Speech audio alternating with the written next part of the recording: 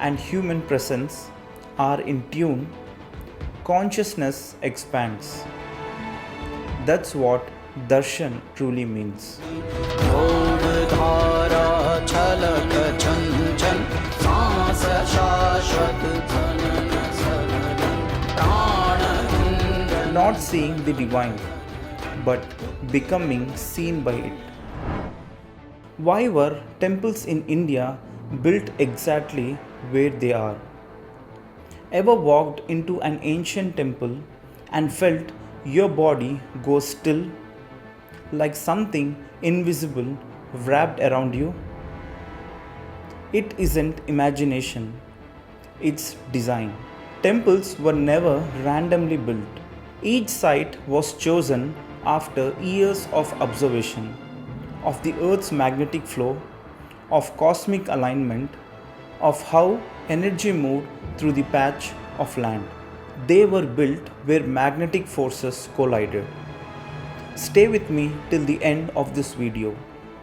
What you'll discover may change the way you look at every sacred place you ever visited. Sadhguru once said, "A temple is not a place of prayer. It is an energy machine. A machine tuned to the geometry of the cosmos and the rhythm of human life."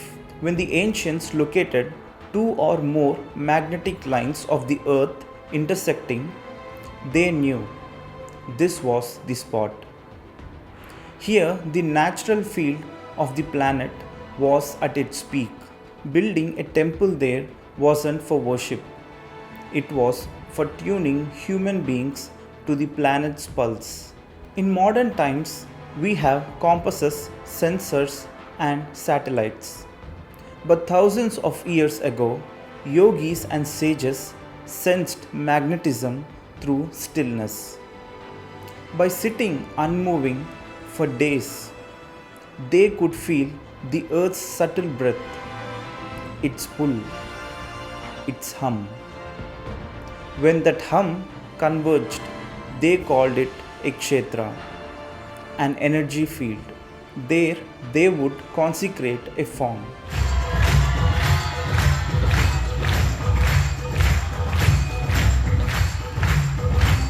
Not to symbolize God, but to store energy. Temples were built like batteries, charged with the earth's magnetism and the yogi's consciousness. Every temple's layout, from its sanctum to its tower, follows sacred geometry. The Garbhagriha or womb chamber is always built at the energetic core. The geometry mirrors the Sri Yantra, a pattern that represents the balance of cosmic forces.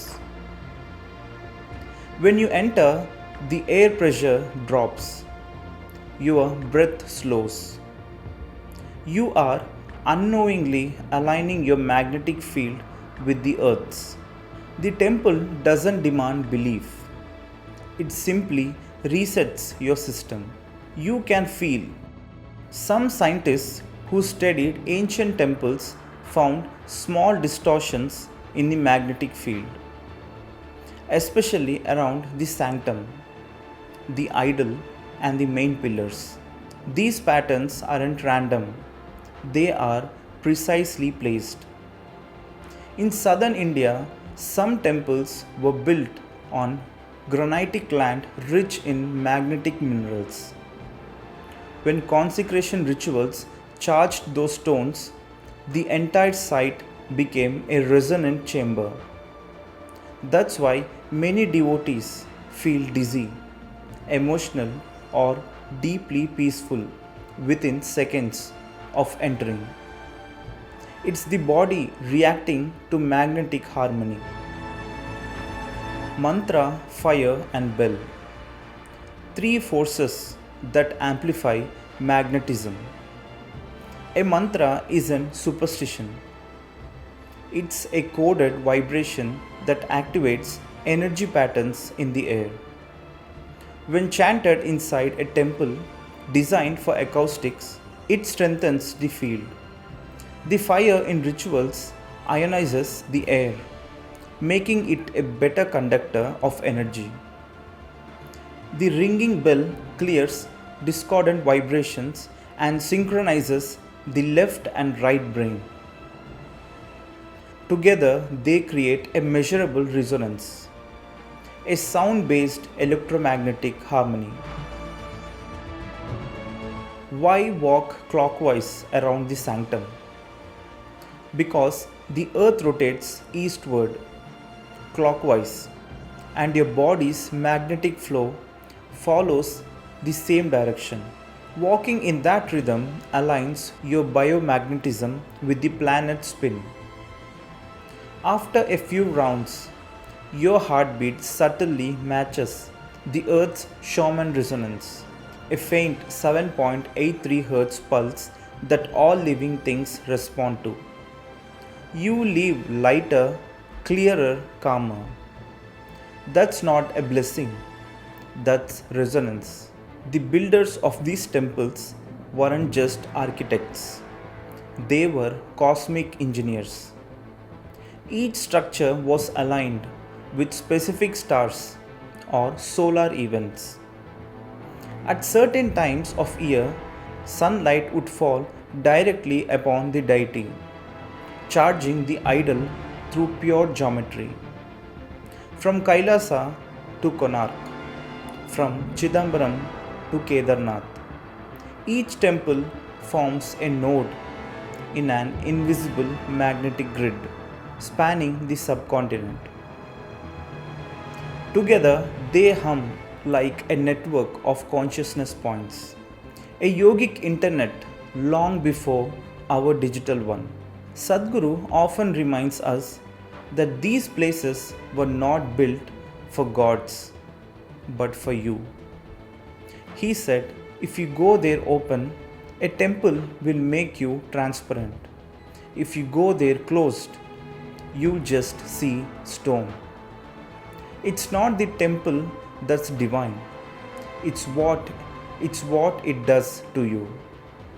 When the geometry, magnetism, and human presence are in tune, consciousness expands. That's what darshan truly means.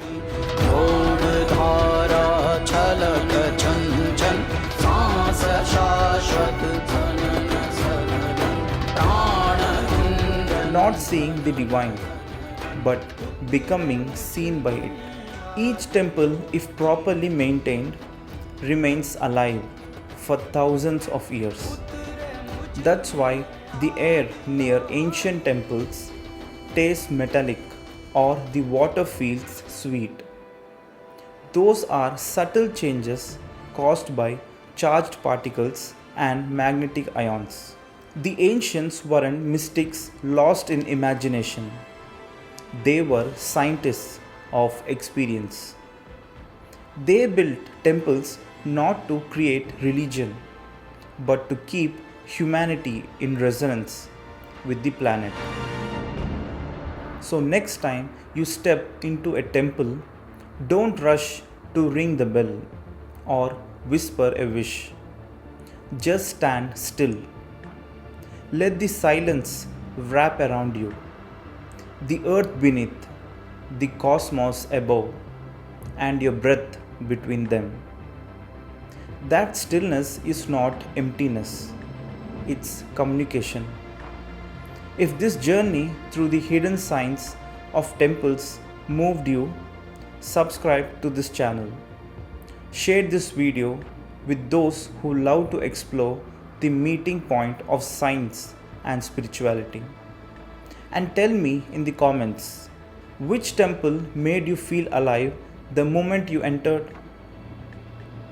Because maybe that wasn't belief. That was magnetism meeting consciousness.